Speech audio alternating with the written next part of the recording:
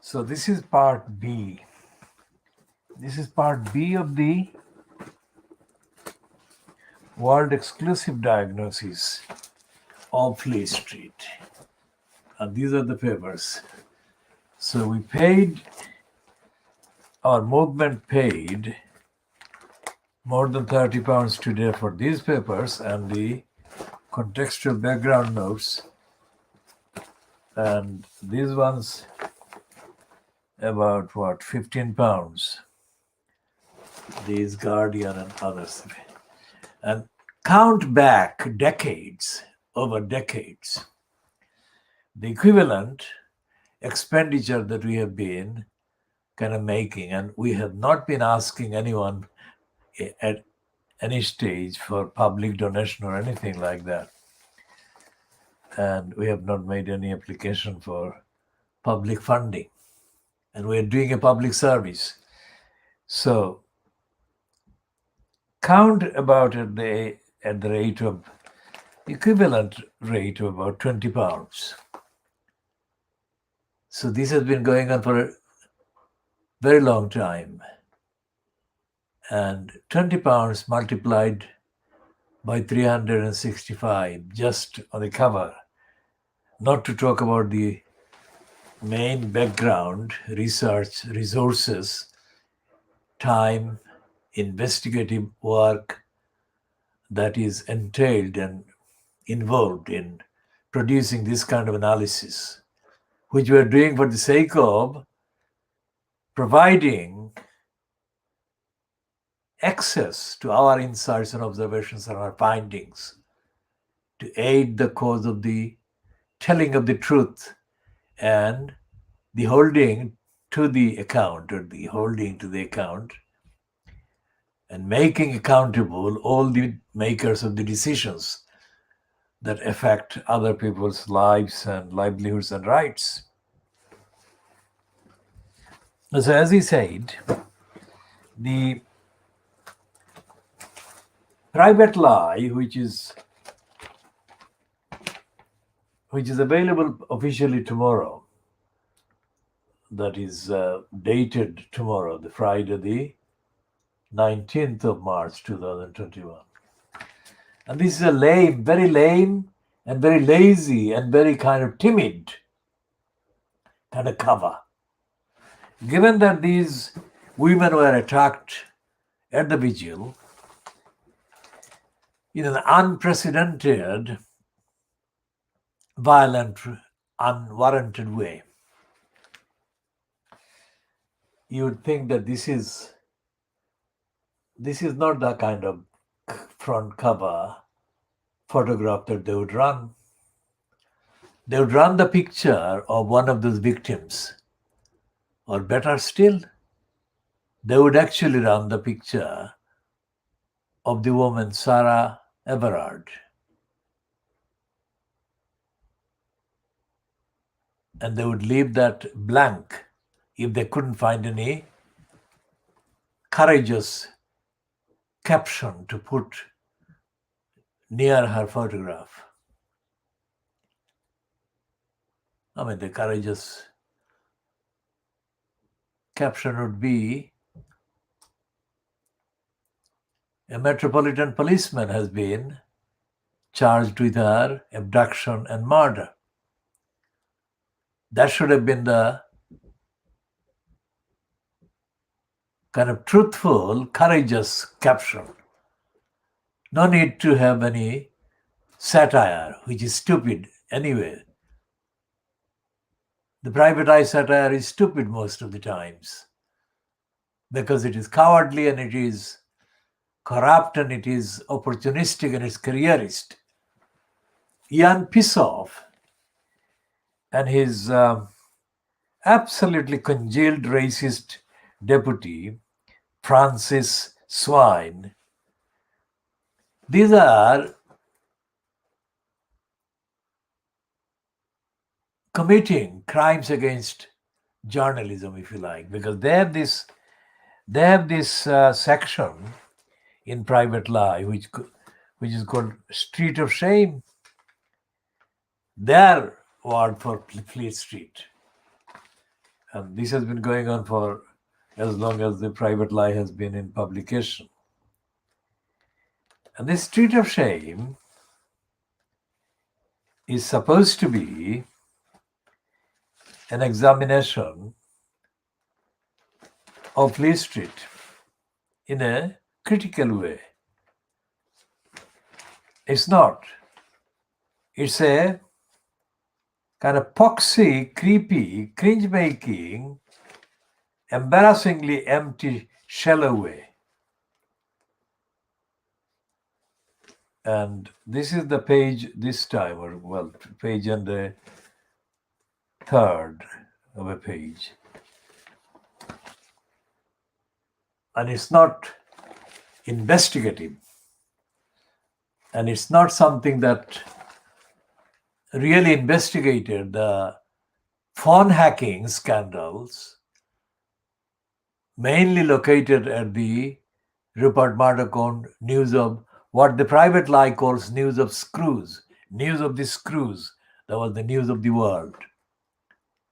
Because if the private lie had been doing the right job, right amount and right quality of the investigative and ethical and moral querying and examining of the evidence of the corruption and the racism and the stupidity and the lies and brainwashing that Fleet Street actually does commit and perpetrates and perpetuates, then there would have been no need for a Levison inquiry, or there would have been no need for a call for an inquiry, let's say.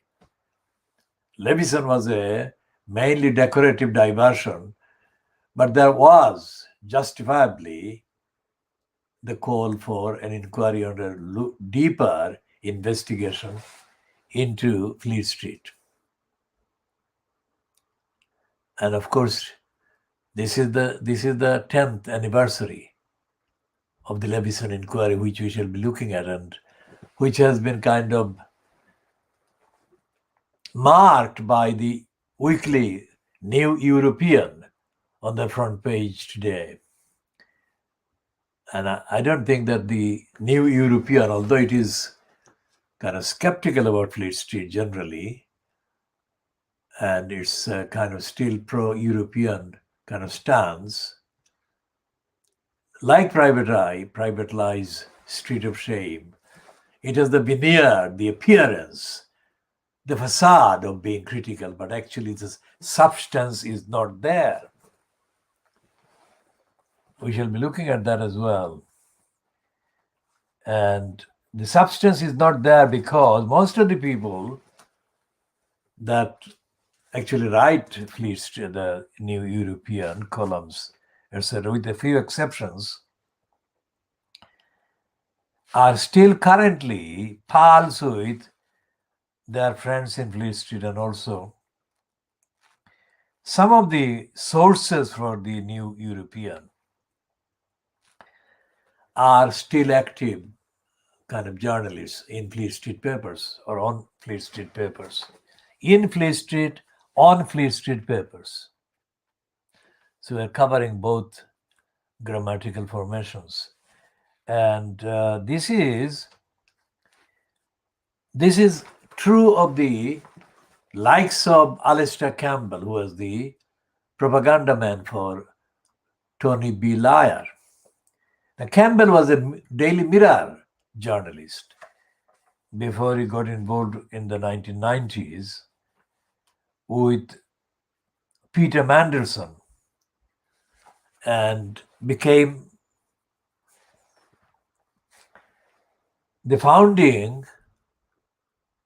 one of the founding pairs, if you like, of the rapid rebuttal program that the Labour Party created under Tony Blair's leadership in the years run up to the 1997 election. And the purpose of the rapid rebuttal action or unit was for the Labour Party in opposition at the time and during the dying days of John Major as Prime Minister. The rapid rebuttal was to deliver immediate, instantaneous rebuttals to Conservative Party and Conservative government issued statements and propaganda. That was for the first time something that was really effective in terms of issuing rebuttals to the Tories' propaganda. And it served to transform the stance of the Labour Party in opposition into an effective machine that was waiting for government. And that did succeed in many ways in rebutting the Tories in a way that the Tories couldn't counter. That significantly contributed to the enhancement of the image of that particular leadership by Tony Blair to the gullibles, 52% and whatever, in a way that enabled the party to get the election in May 1997. So making that point a practical point as a contrast to the behavior of the really overhyped Jeremy Corbyn, who really lacked the intellectual abilities. He still does. And what I say about Jeremy Corbyn is nothing to do with his various kind of demonized forms of his image. That is nothing to do with it. It is simply that practically, as I said about the Peter Mandelson and Alistair Campbell duo in the 1990s, let's say during 95 to the election of 97, the rapid rebuttal was the kind of thing that I'm not modeling that on rapid rebuttal by those two, but I'm saying that that kind of thing, I had been doing that kind of thing for a very long time, but my work was not relevant to the government because I was not part of the team of any government or preparing to be government team. But this concept was very much practiced by me for a very long time, long before anyone even ever heard of Tony Blair.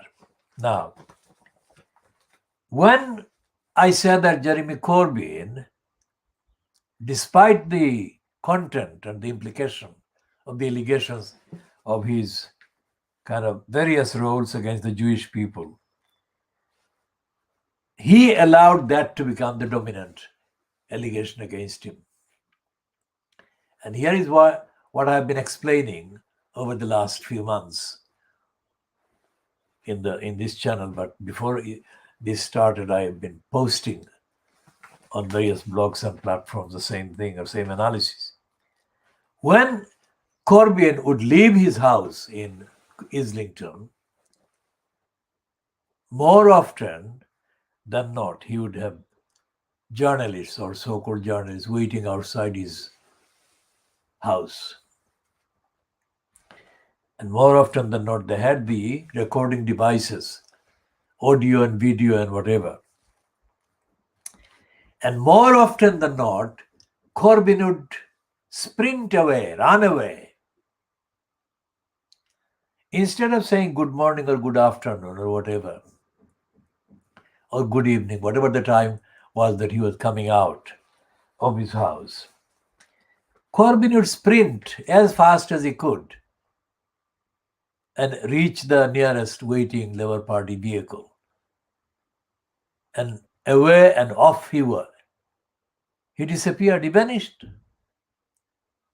And I'm saying that no matter what the topic of the day was about the Labour Party or about the British politics, or about the world, or about the climate, or whatever, Corbyn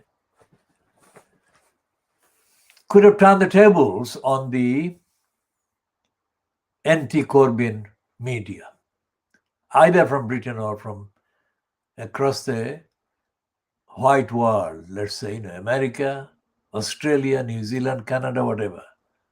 And he could have spent 10 minutes, or in fact, he could have demanded 10 minutes worth of time, during which he could deliver a whole lot of rebuttals and denunciations of the media on the record, If he did that for a week or 2 weeks, they would stop. They would have changed the tack and they would have changed the technique and he would have beaten them. But Corbyn showed no sign of even understanding what he could do, let alone demonstrating what he could do. This is March. And when I filmed him in Shadwell in, I think, 2018,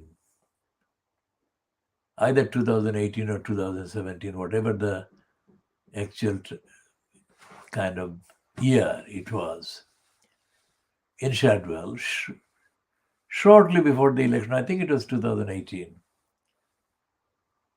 And Corbyn was, I filmed him for, I have him on the video published on YouTube for maybe a minute or just under a minute or thereabouts. And Corbyn issued or gave a speech that was completely tragic because he was talking about the DWP, the poverty created by the DWP, Ian Duncan Smith, the Dracula Duncan Smith that I call him, and the DWP's withholding, sanctioning the most vulnerable, a few thousands of whom had been forced to commit suicide because of that. Now that is something that remains 3 calendar years on. This remains the most significant scandal of contemporary times in Britain that is absolutely crying out to be taken seriously and made use of politically, and to destroy all credibility of the crooks and criminals in power now. How could even one person be intentionally pushed into such a position where they feel that they have no alternative but to commit suicide? And these people went ahead. Why am I saying that? Because of Piers Morgan. Piers Morgan has ridiculed Meghan Markle. Not only has he ridiculed Meghan Markle once, he has been ridiculing Meghan Markle and calling her a liar for the last 2 weeks or so. And the main thing he is calling her a liar about is the fact that she said that she was bullied and she was isolated and she was assaulted by racist smear and innuendo in the royal family, to the point where she felt she could not go on living anymore. Now that is more or less the feeling, according to all the studies and all the reports from the various people who have had direct access and information about the people who end up doing that most tragic of things. That people do that because they feel that they have been abandoned, that they feel that they have no kind of word of sympathy from anyone about their own life. And Meghan said several times that nobody asked how she was. This was not on the Oprah Winfrey interview. It was before. She did say that nobody wanted to know how she felt. And everyone who is concerned about people's welfare in that way, in that context, like people wanting to end their life, that is the most important critical state that the person is in or reaches that stage. And that's the most sensitive state. And nobody must ever assume that they know better than the person experiencing that feeling. And here was ITV and other mainstream media and Fleet Street repeating the disdainful, racist remark against Meghan Markle by Piers Morgan. So when you talk about Shamima Begum, you look at the banner just under me. I'm talking about, of course, I've talked about Sarah Everard and I've talked about the police, and I'm now talking about Shamima Begum and Meghan Markle, these two. These two, coincidentally, I mean, neither could plan this to be the coincidence, but at the same time, they are being in the news because they have been attacked by racists, one way or the other. Racist royal family, racist judiciary, racist home secretary, and all that. Racists home secretary, let's say. RACISTS apostrophe S. Racists who are pleased by the behavior of two incumbents, one Pakistani origin and one Indian origin. Sajid Javid, who took away Shamima Begum's citizenship, and Priti Patel, who is backing Sajid Javid's racist kind of agenda,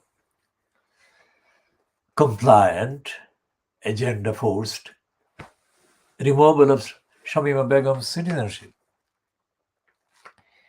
And we are going back to Tower Hamlets and the lack of care that I have ascribed to Piers Morgan. Tower Hamlets Council had a clear duty to safeguard these children, these girls, Shamima Begum and her two friends. And it didn't. So we shall come back and talk more about Shamima Begum. Now the Guardian has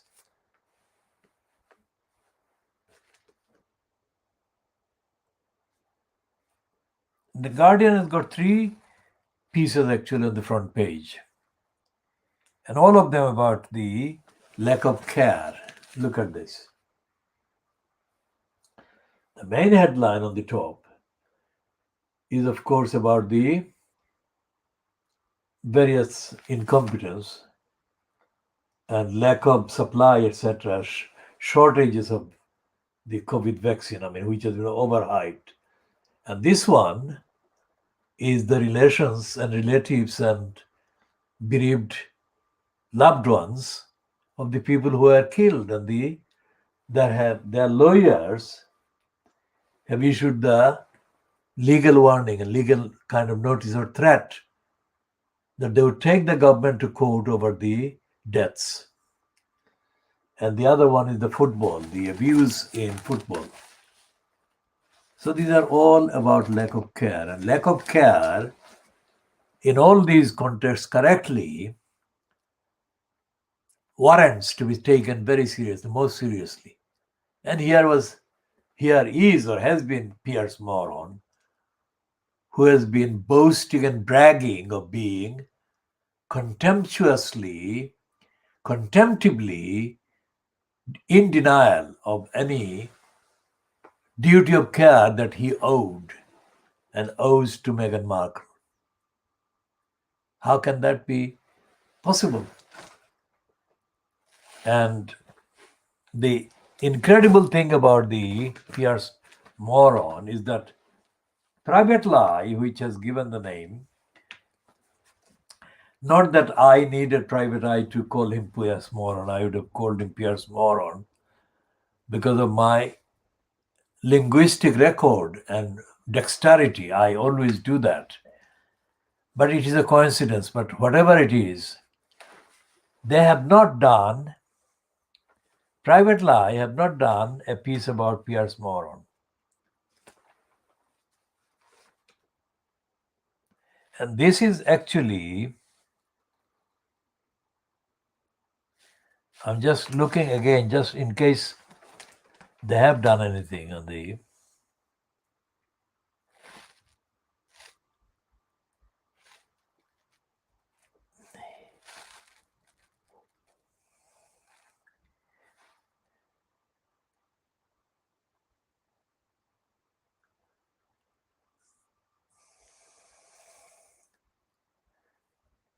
they have not done anything in depth about Piers Morgan's racist dismissal of Meghan Markle.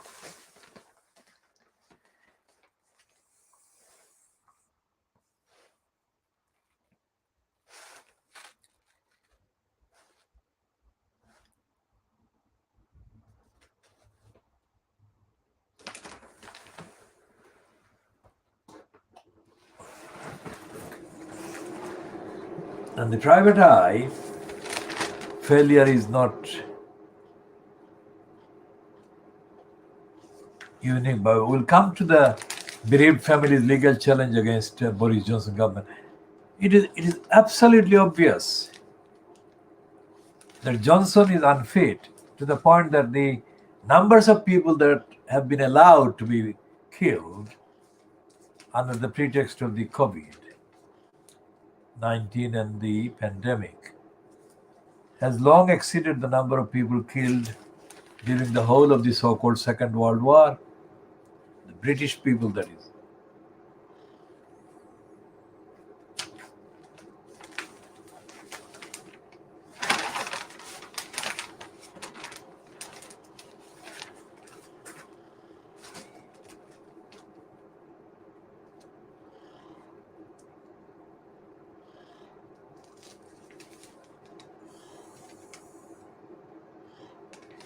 Now, there is a piece in the Guardian headline that the BBC journalists face push to move their jobs out of London. Given that the BBC has failed to report correctly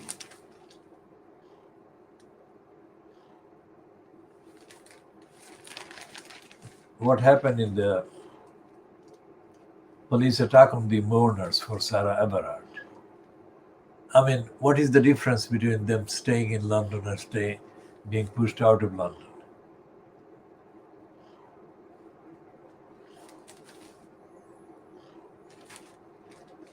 And the ironic thing is that the criminal Cummings was allowed yesterday by MPs to tell MPs that they need to take a hard look at the response, the inadequacy and the wrongness of the response to the COVID-19. And he is the one that actually messed up a lot of it. And he defied and showed two fingers and staged a news conference as a de facto prime minister to justify his breaking the law. And what I'm saying in the diagnosis of The Guardian is that these morons have failed to point out the fact that none of the MPs that Cummings was insulting had the courage, if you like, to tell him off and tell him to go get lost.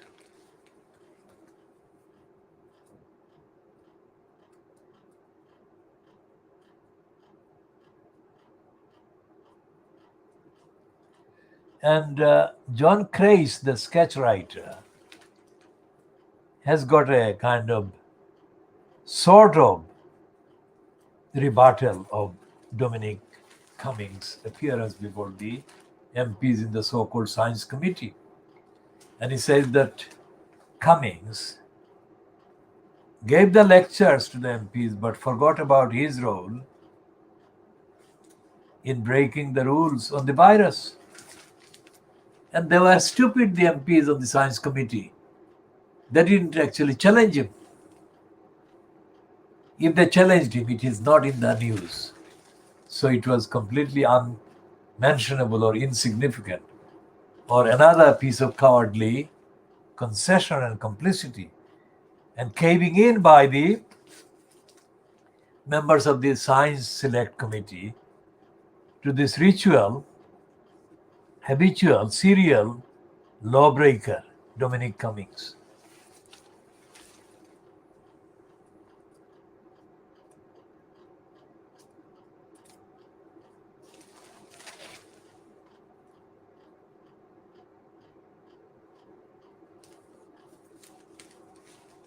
Now, there is an item here that says in The Guardian, page 19, bottom of page 19. That's where it says that Pierce morons attack on Meghan Markle drew record number of complaints against him. At least that is a kind of piece of record. It's byline to Kevin Rollinson. 2 episodes of Good Morning Britain, in which Piers Morgan's comments about the Duchess of Sussex interview with Oprah Winfrey led to him quitting the show, have attracted the most complaints to the regulator in its history, that is, in the history of Ofcom. That is absolutely about right. I mean, that should be the number of complaints. And Ofcom said episodes of the ITV program, Good Morning Britain, that aired on 8th and 9th of March, had just sparked 57,121 complaints, surpassing the previous record of 44,500 set in respect of Shilpa Shetty's 2007 appearance on Celebrity Big Brother. So it shows that no matter where they come from, any black person or Asian person or African person or person of mixed heritage like Meghan Markle or Shilpa Shetty, who is of Asian Indian origin. I mean, the gullibles and the racists at the ITV or mainstream television in this country are so brazen in the racism that they attract highest or very high numbers of complaints. Shilpa Shetty was really bullied racistly on the television program. And correctly, she had so many people complaining on her behalf. After hearing Meghan discuss her personal experience of mental health, remember what I said about the mental health and lack of care issue and suicidal thoughts, as well as royal officials' knowledge of them, Morgan said, "I'm sorry, I don't believe a word she says. I wouldn't believe her if she read me a weather report." Now he has confidence. It's not just Morgan being racist, but he breathes in an atmosphere, environment in the mainstream television and in the accompaniment of Fleet Street supporting that no matter how racist he is, no matter how objectively defined cruel he is, he will be supported by his mates and Fleet Street and by the rest of the mainstream. And one of the most brazen racist liars to be given platforms by the BBC for so long, Andrew Neil, rushed out a propaganda spin for his own about to be started channel. He got it in the news about his channel, and he absolutely used it to exploit the whole occasion to promote his own racist preference. And he said that it was a big mistake by ITV to let Moron go, because Neil said that Piers Morgan would be a big asset. Now, in the context of this society and the world and everything, what is an asset? If a racist is an asset, then God help us. This Neil has been presenting and controlling several flagship programs on the BBC, license fee payers BBC, public broadcaster, let's say, for Britain. And he is saying that a racist of Piers Morgan's contemptible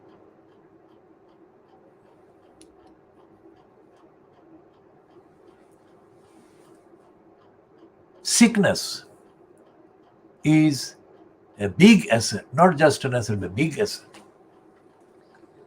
Anyway, so The Guardian says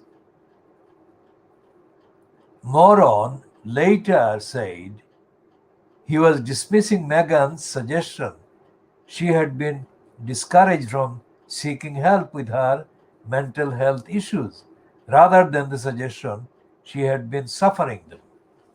How could he say that?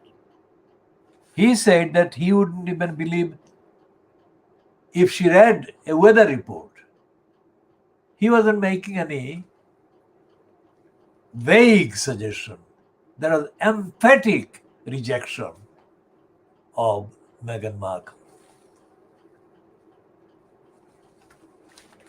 And the charity that actually is one of the main charities known for mental health issues said, it's vital that when people reach out for support or share their experience of ill mental health, they are treated with dignity, respect, and empathy. There was none of dignity, respect, or empathy in anything Piers Morgan said against Meghan Markle.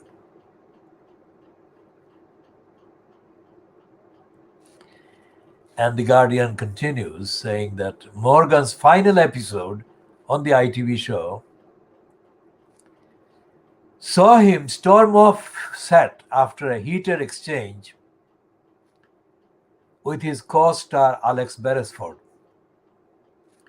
in which Beresford accused Morgan of trashing Meghan, which is factually absolutely correct, that Morgan was trashing Meghan. It later emerged that Meghan also made a formal complaint to Ofcom, raising concerns about the effect of Morgan's comment may have on the issue of mental health generally, and those attempting to deal with their own problems, not about the former newspaper editor's personal attack on her.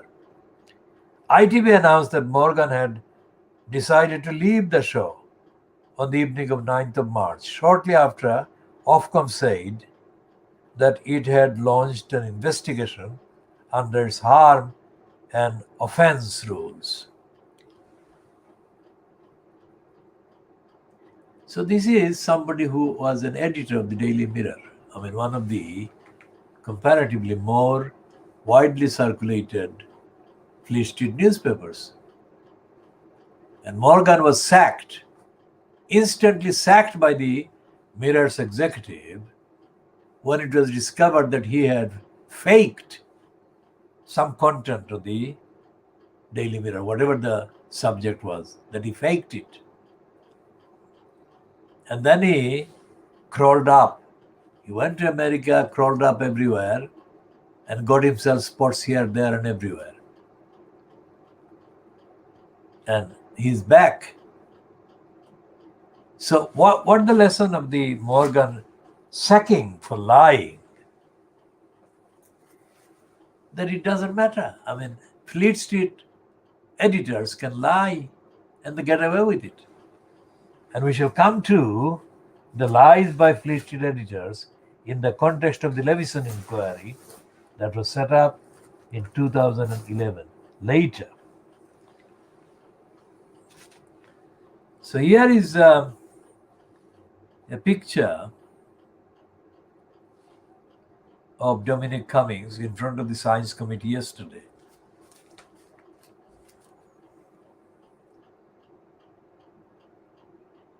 And it said that Cummings takes a swig. And what this says, Cummings, Boris Johnson's ex-chief advisor, took a swipe at the health department yesterday has revealed the terms of a deal struck between him and Boris Johnson during a Science and Technology Committee meeting yesterday. In his first public appearance since being fired last November, Cummings said he took on the job of right-hand man only after Boris Johnson agreed to double the science budget and pledged not to allow a second Brexit referendum. The comments, which included Cummings telling MPs that the Department of Health was a smoking ruin in terms of procurement reveal the extent of influence Cummings had exerted over Johnson. That's a very correct comment in there.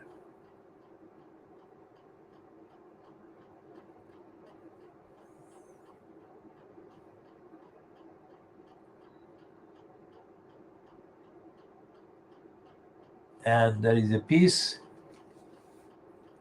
that is trailed on the front page, but it is detailed on page 4 of the Financial Times about the Irish Republic asking Joe Biden to help in the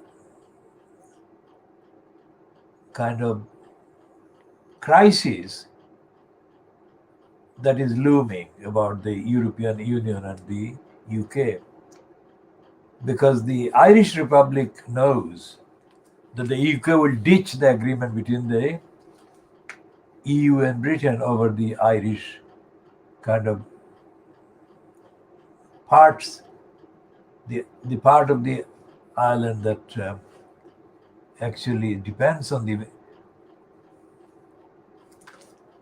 Good Friday Agreement.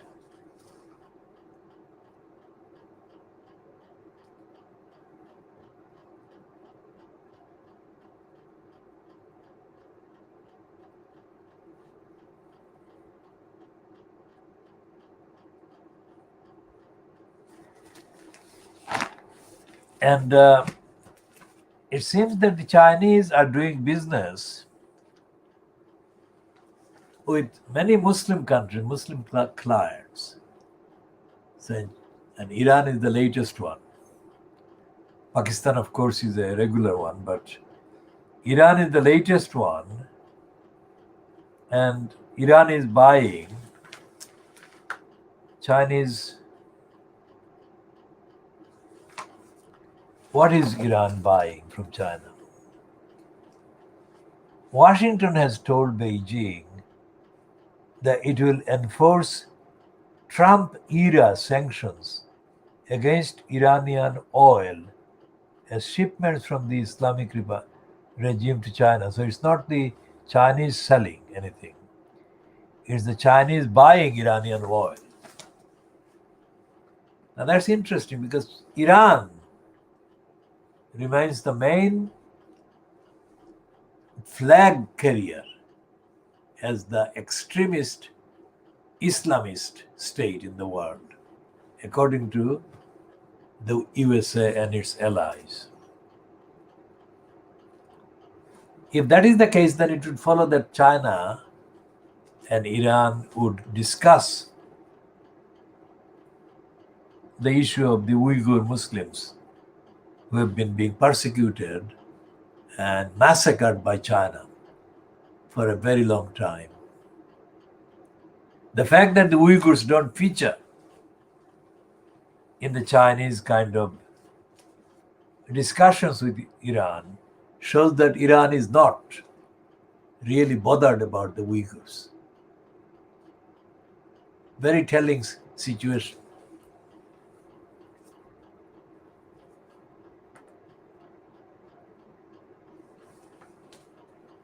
And the Financial Times says, in a piece by Robert Shrimsley, that protecting half the country must be the priority. That is to keep women safe. I mean, it's an obvious statement, but the fact that it has to be made at all shows how dire things are under the Johnson-fronted cabal of a government and under the stupid Sadiq cannot do it, or Sadiq cannot do mayor at the expense of London.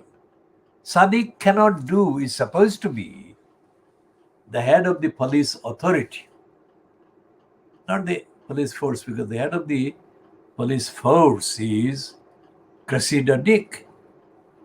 But the Metropolitan Police Authority is the part of the duties of the London or the mayor at the expense of London. And Sadiq Khan happens to be the incumbent.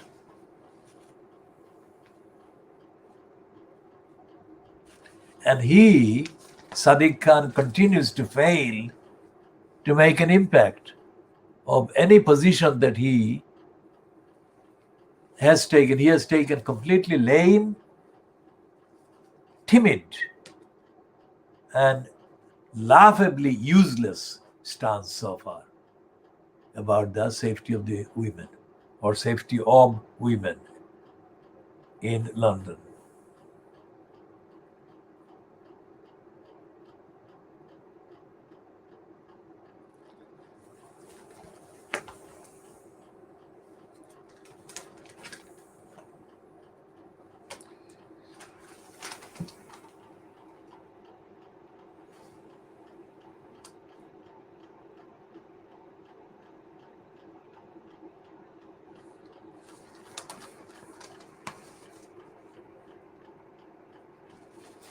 And the Financial Times, Robert Shrimpley, is saying that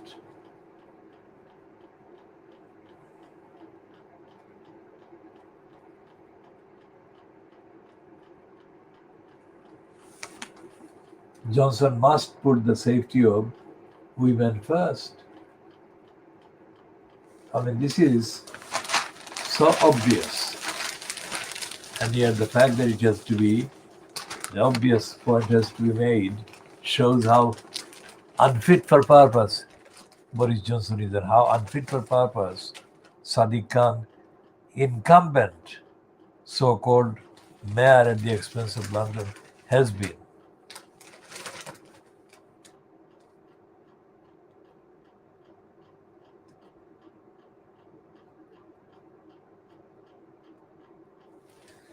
And Shrimpley is saying that this is a societal malaise. Shrimpley's first paragraph is, of course, less than honest.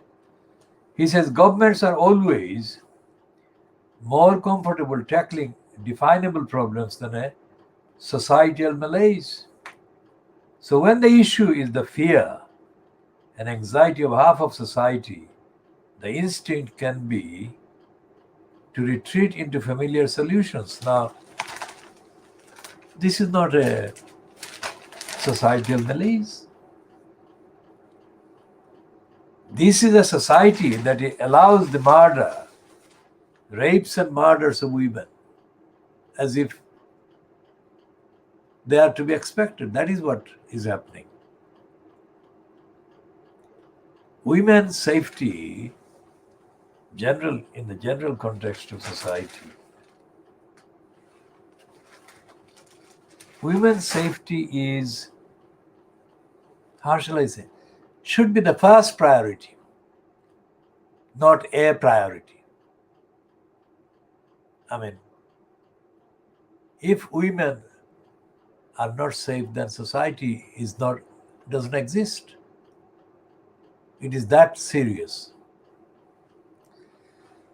And the fact that it has to be argued for women's safety shows how unfit Boris Johnson is. So we shall continue showing the head.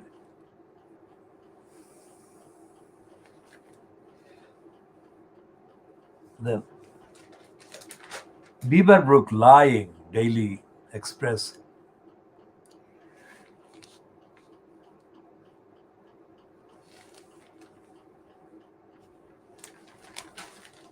continues to propagate against the European Union and shore up Boris Johnson's image. And it is full of these kind of lies, pages after pages.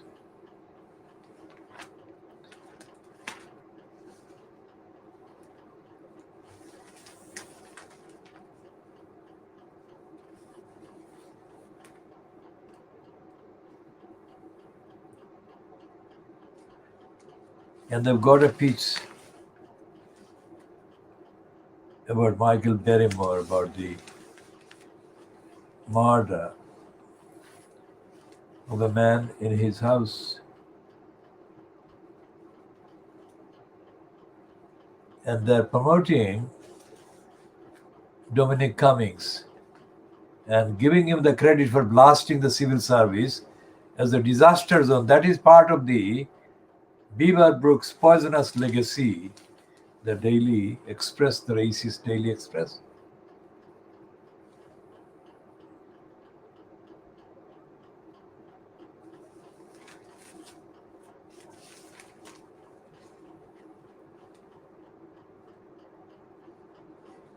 And they're talking more about the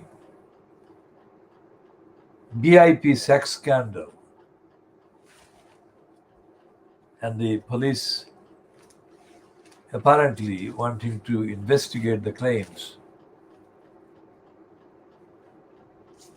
But there is nothing about Sarah Everard in the Daily Express. The diversion after diversion. And the Daily Boris Graph is running again an anti-European Union front page about the so-called British vaccine.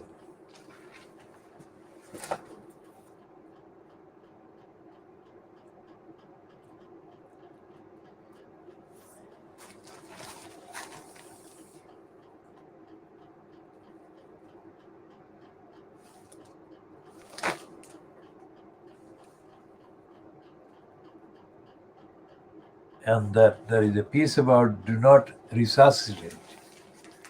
That many of the care home residents were murdered in effect by being put under DNR labels illegally.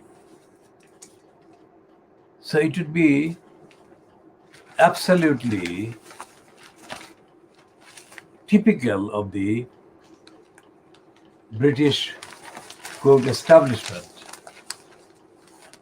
to find any number of ways to deny the massacres that they have committed.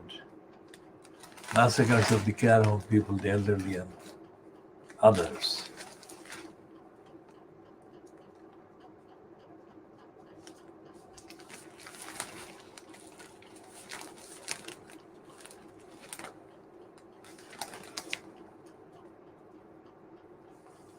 And there is a piece which is completely not in the routine of the Fleet Street papers in the wake of the vigil and the arrests of the women and the assault on the women by the police. The headline is Ministers Tell Police to treat misogyny, that is attack on women, as a hate crime. And campaigners calling for tougher sentences for perpetrators following murder of Sarah Everard. Now, this hate crime notion has been also being circulated by London. The incumbent mayor at the expense of London, Sadiq Khan, is trying to be clever by being part of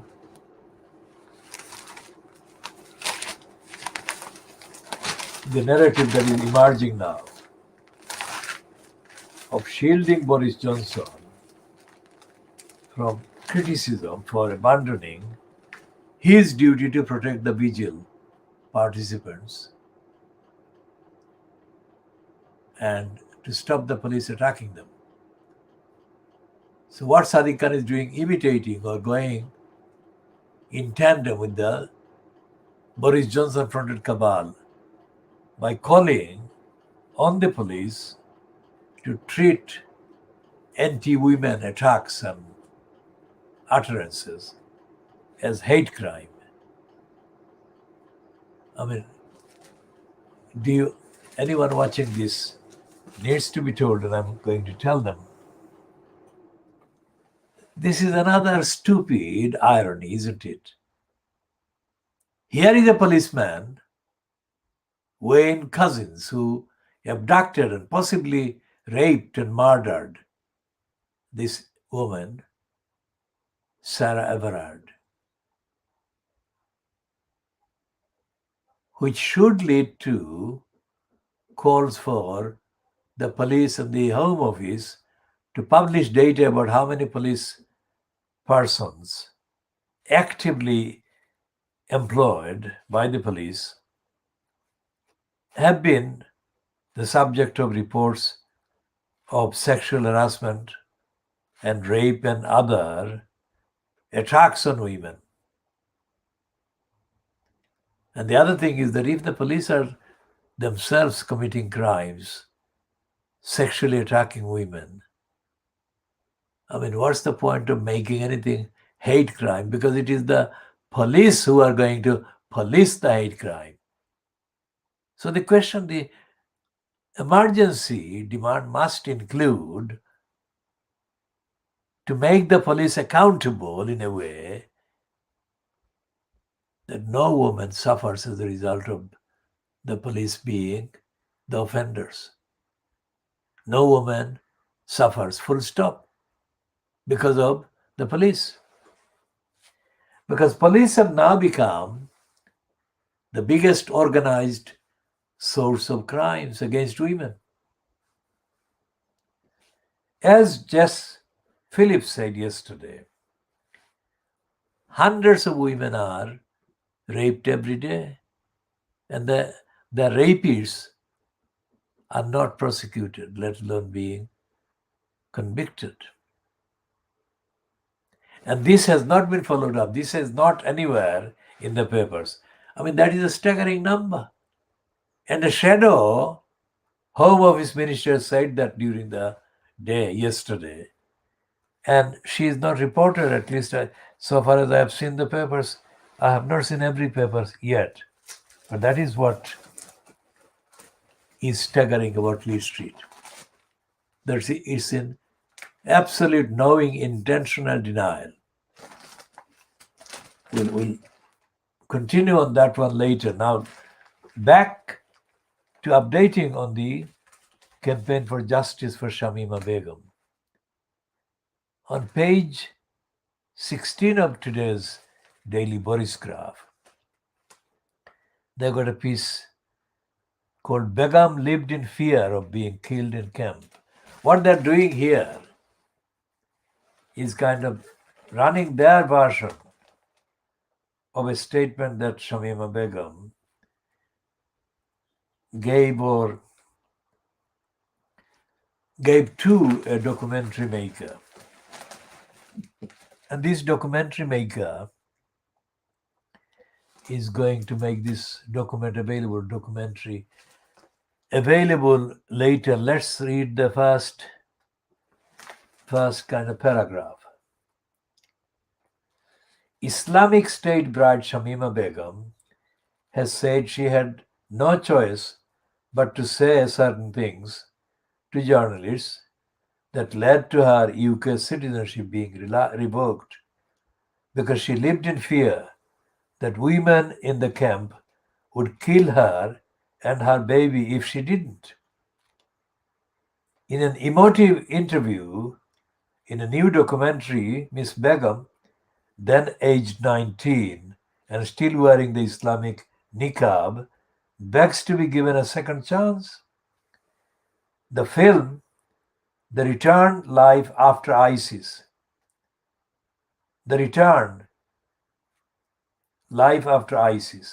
follows her and other young women who travel to Syria to join the terror group's short-lived caliphate, only to end up stateless and stuck living in a refugee camp in Syria.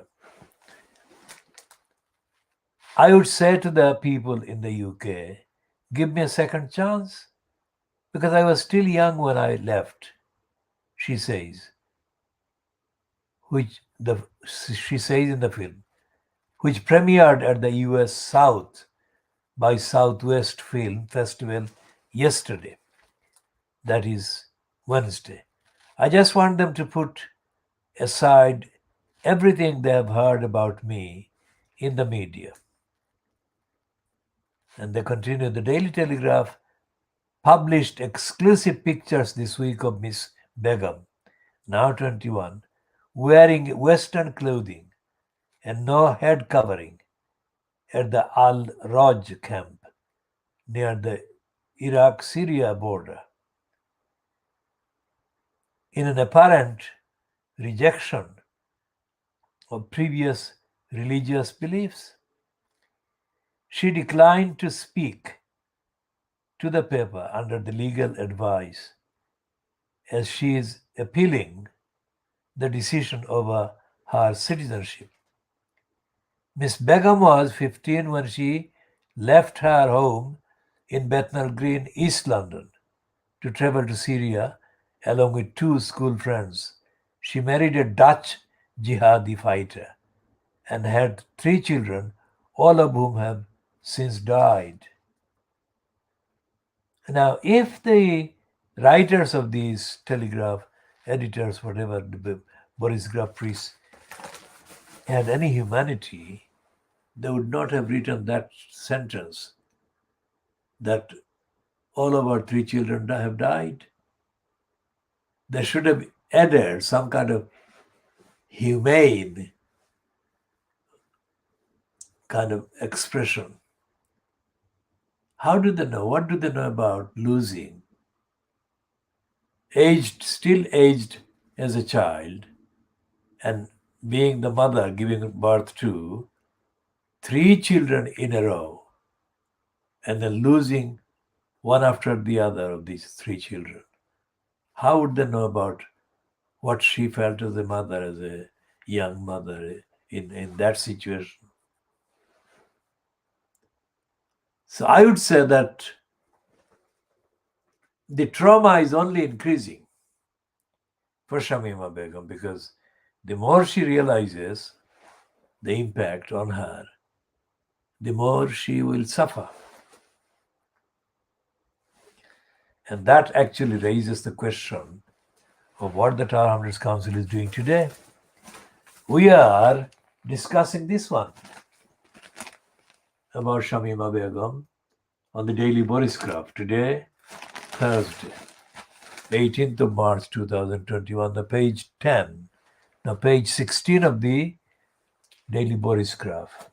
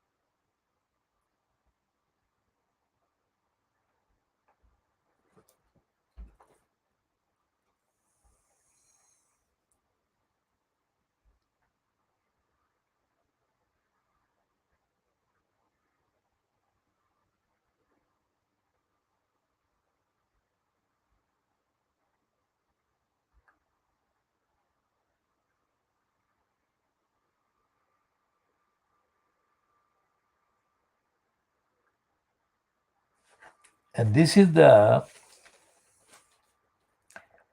only human comment about Shamima after she lost her.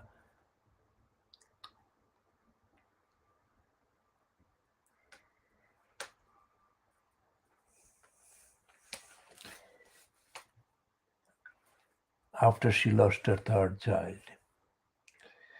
The Spanish woman who directed this documentary, Alba Sotora,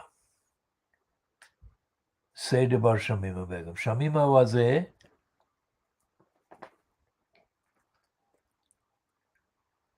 piece of ice when I met her. Miss Sotora said. She lost the third kid when I was there. It took a while to be able to cry. That is absolutely true. So what we are saying to Tower Hamlets Council, that you, Tower Hamlets Council, did it to Shamima. And now you do your job. Repair your misdeeds and wrongs and negligence, and make amends.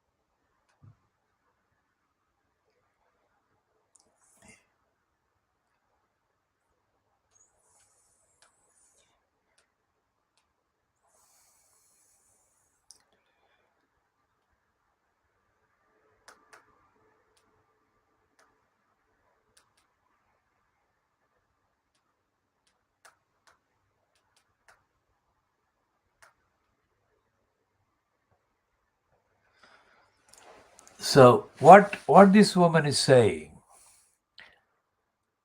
is the only piece of humanity that anyone has said about Shamima Begum in any part of the media so far. And this is the Boris Graf quoting this Spanish woman who has directed this documentary. That when she met Shamima Begum, she was a piece of ice. She was frozen. After losing her third child in a row.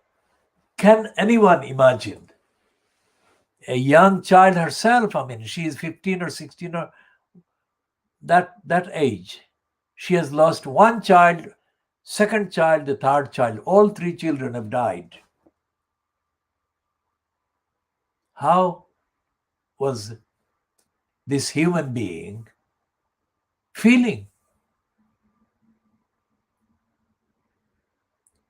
And I'm saying that Tower Hamlets Council, under its duty safeguarding children, should have thought about the consequences and impact on Shamima Begum. And Tower Hamlets Council abandoned Shamima Begum. Tower Hamlets Council abandoned Shamima Begum, neglected Shamima Begum, and failed to help her in any way. So much so that today, I shall check again, but I checked earlier this week, and the website of the Tower Hamlets Council has, when you search the website and look for any reference to Shamima Begum on the website, it says there is zero result. Let's see what it is saying right this minute.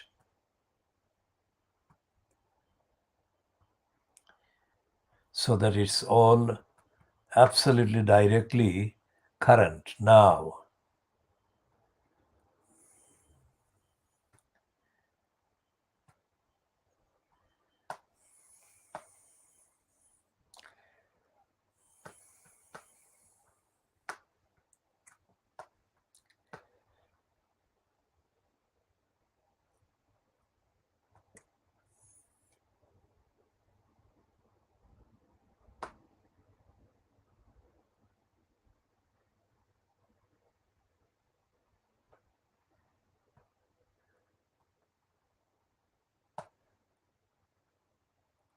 So I'm reading this first. Search results on Shamima, the name Shamima.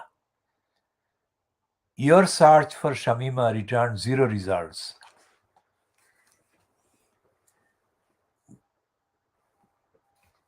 No, let's go back and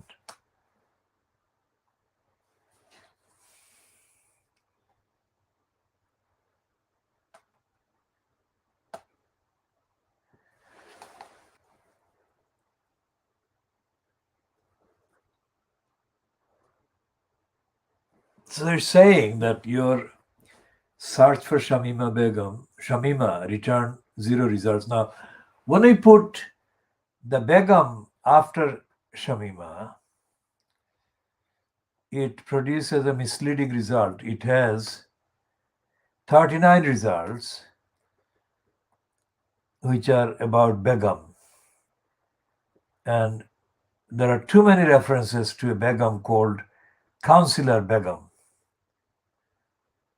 And she is not doing anything of the sort. Councillor Asma Begum. And what the Tower Hamlets councillors are doing, the Tower Hamlets councillors who are kind of observing silence about the campaign to get rid of the mayor system,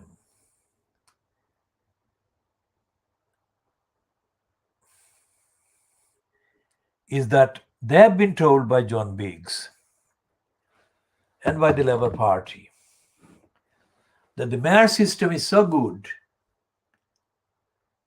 that these councillors are not being required to do any work because Beeks is doing whatever and they're getting the allowances by doing nothing.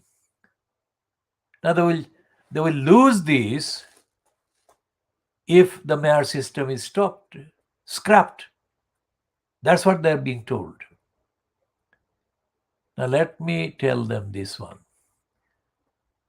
Do they realize that Shamima Begum, in the context of Tower Hamlets Council's duties that the council has neglected to carry out to safeguard her, this has been a trial, this has been a pilot. Given that civil liberties and the right to protest and right to express opinions are coming under attack openly by the police bill and all the other things that the racist government is doing. The treatment of Shamima Begum by Tower Hamlets Council is not going to be the only person or only case.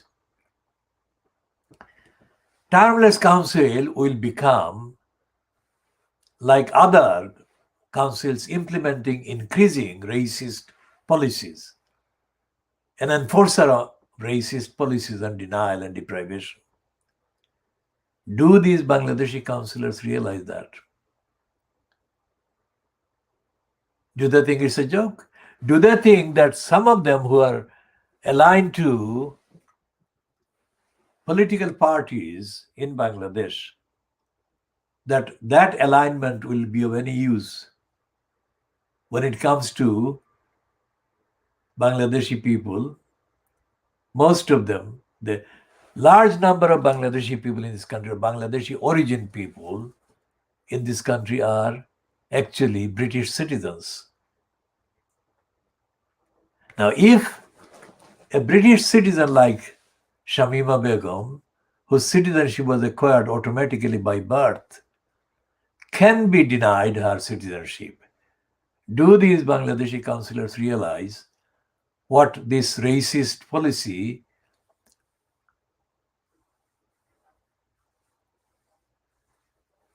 will need to be kind of applied against the other Bangladeshi origin people carrying British citizenship? That policy won't need any extra explanation. And if the elected councillors are not vocal,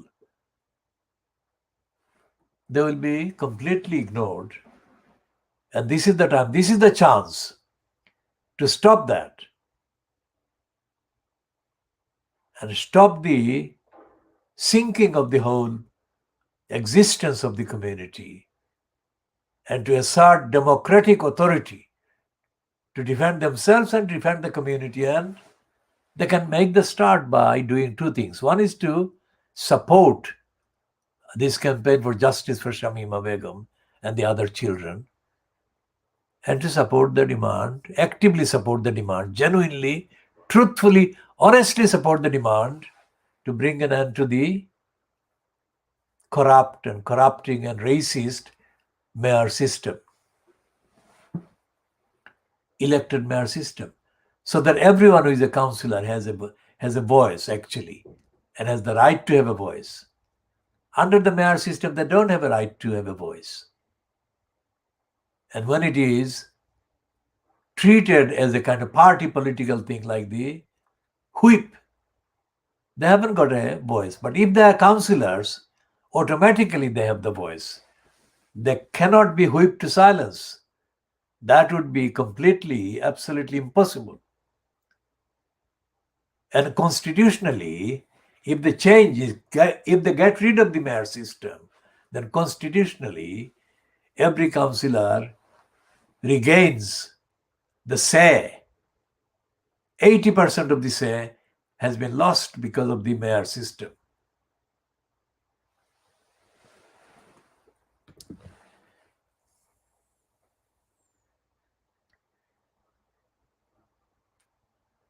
And what we are saying to these councillors,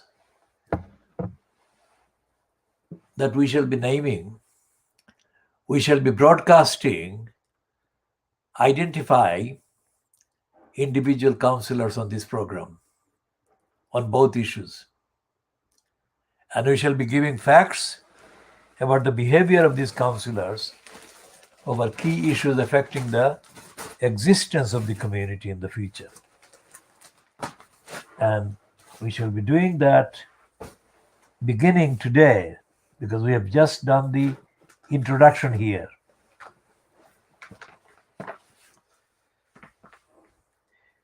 And going back to the sun on the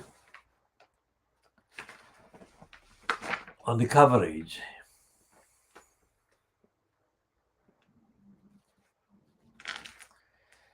the sun is actually promoting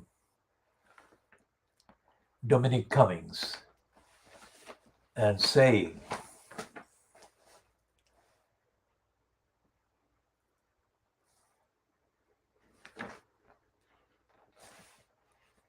that Matt Hancock's health department was a smoking ruin. So he's blaming Matt Hancock and not Dominic Cummings. And they've got a 2-page spread, pages 10 and 11, against the European Union. And there is a rare piece by a woman called Lindsay Clark, and it's headed, "Sexist banter is no joke, lads."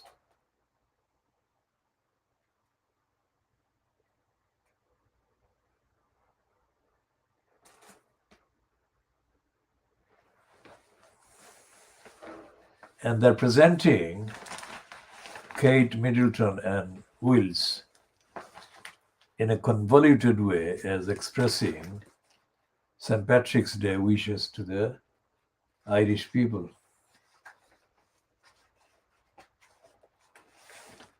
And Rod, completely ridiculous, Liddell, is adding his voice to the call that Cressida Dick should go. He's being just trendy, and he's not being genuinely, honestly for women's safety.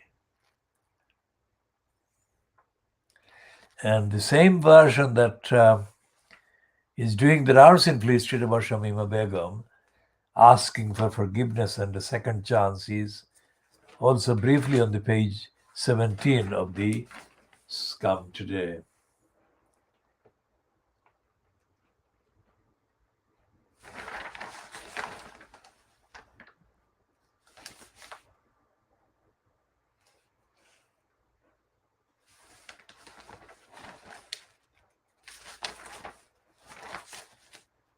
And there is really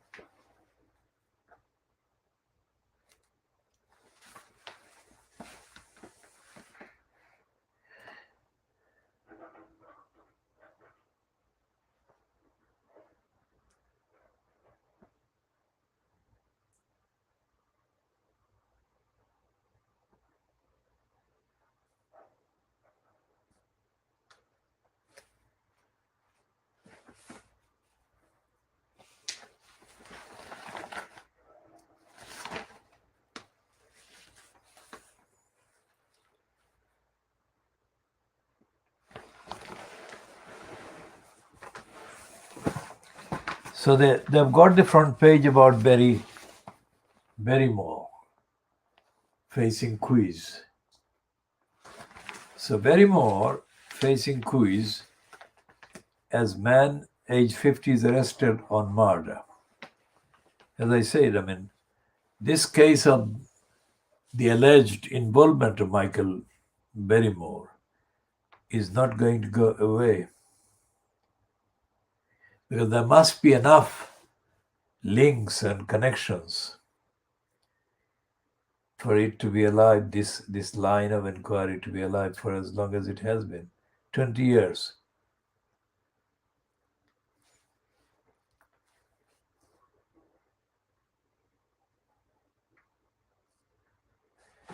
And According to the scum, the Michael Barrymore is said to be relieved by the arrest of this person. Somebody else, not Barrymore. Obviously, he will be relieved by the arrest of this other person, not by him. Not being accused of doing the murder himself. He's saying on pages 4 and 5 that he just wants justice for the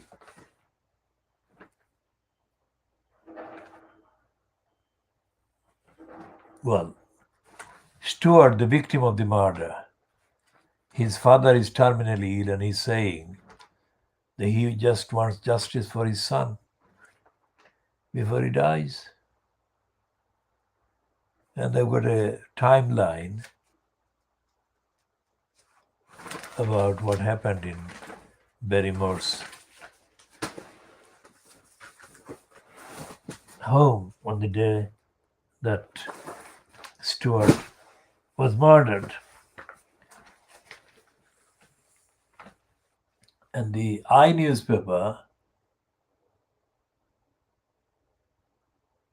has got a piece about it's a special report about ISIS brides, and it says victims of terrorists. Now, we are not talking about ISIS brides at all. What we are talking about is the children being let down by Tolerance Council that owed the duty to safeguard them. And it didn't safeguard them. Now, in the last 48 hours, we have accessed kind of assertions on some platform by Lutfur Rahman. Remember Lutfur Rahman? He was in post when these girls were being neglected by Tolerance Council. Remember that? And Lutfur Rahman is being paraded as being a supporter of the elected mayor corruption.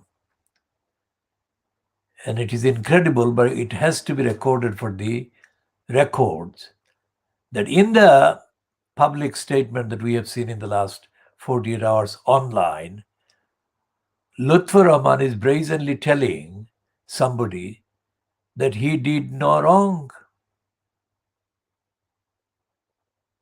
Our campaign is saying that Lutfur must explain what he did right about Tolerance Council's duties to safeguard Shamima Begum and the other children. And we shall elaborate on this question.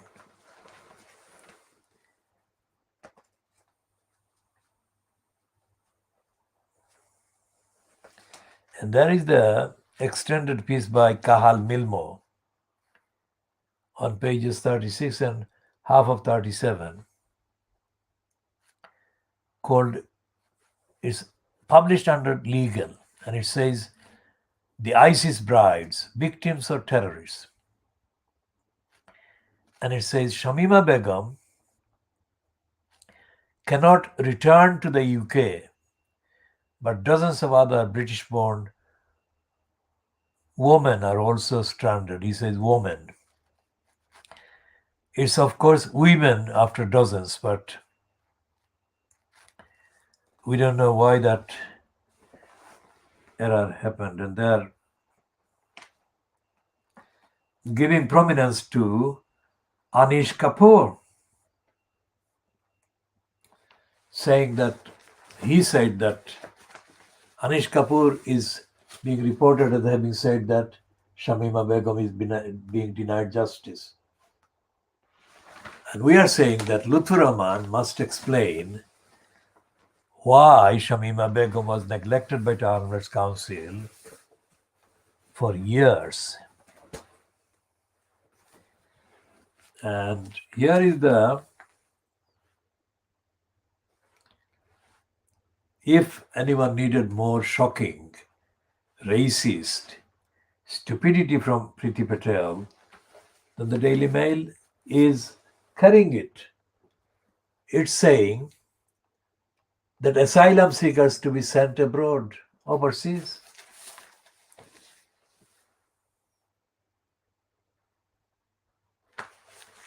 And it is, while radicalization of Shamima Begum is unacceptable, Priti Patel's radical racism is acceptable and is being celebrated by the Daily Mail on the front page in the headline.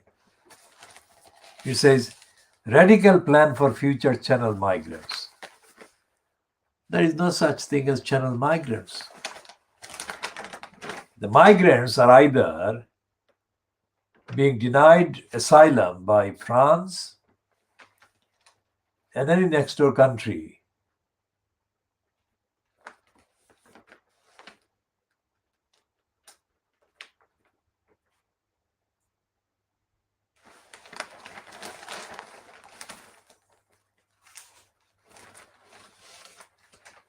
they are under international law, the migrants, asylum seekers, and refugees.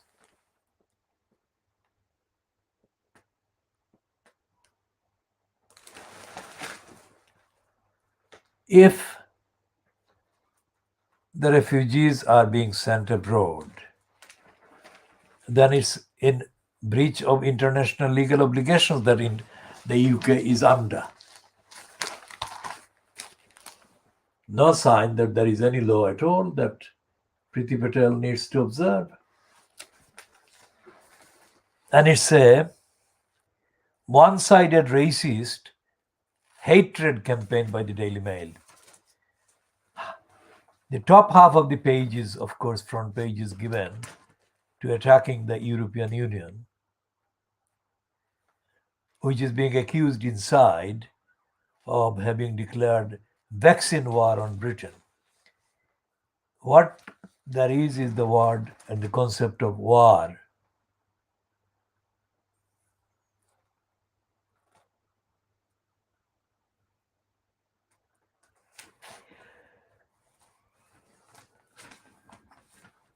They can't find enough excuses to use the narrative and the rhetoric of war.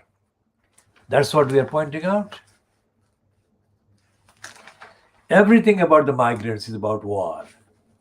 Everything about the European Union is about war. And they are calling it a revolution now. Priti planned to tackle illegal channel boat crossings, but war refugees will get help.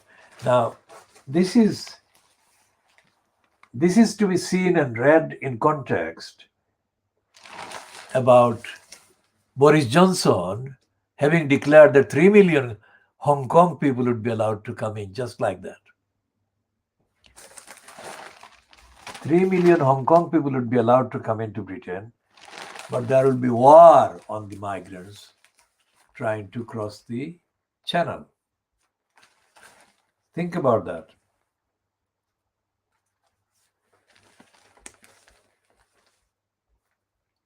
And they're running this line about misogyny being a hate crime, being made a hate crime here. Again, the point is that it's no good adding to the list of existing crimes. If the crime is to be policed by the police, and the police are being accused, factually, correctly, and accurately, of having attacked the vigil, peaceful vigil for the victim of sexist abduction, possible rape and murder, Sarah Everard.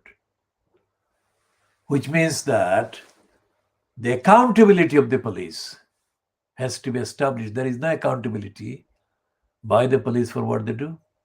Not any accountability whatsoever. Anyone watching this is our regular legal disclaimer, an evidential disclaimer.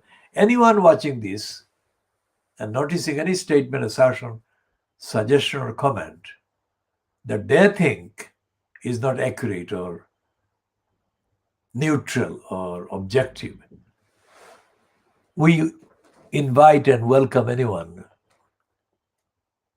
who thinks that to contact us by direct message, strictly on the facts, no gossip, no trolling, no debating, no inappropriate, irrelevant comment, diversions, just on the key facts. If we have got a fact wrong, or we have misstated it, or we have omitted something that is central to the fact. That is our policy. And we then go on to the Times.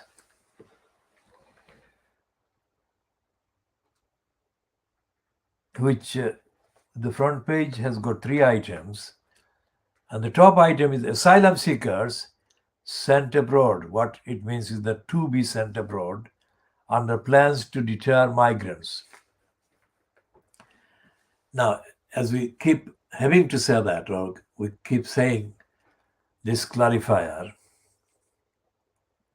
for a very long time, inordinately long time, the Times newspaper title, which is now owned by the corrupt, dirty digger Rupert Murdoch, but it was for too long, whoever owned it,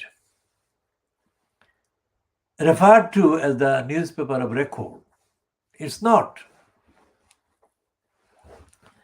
Because this item about asylum seekers sent abroad under plans to, and the 2 words I'm going to say, deter migrants, is totally stupid. Migration is not something that is indulged in by some lazy people. Or asylum is not sought by some lazy people with no grounds or with no emergency. Asylum seekers, migrants, refugee seekers, these are people among millions who are desperate to leave areas where there has been genocide, massacres, political violence, repression, rapes, and so on. So there are international conventions already in place to help such people escape and find refuge, asylum, in order to settle down and have a life. And the Times is in denial of that. The Times is describing the migrants as if these migrants are some kind of offenders.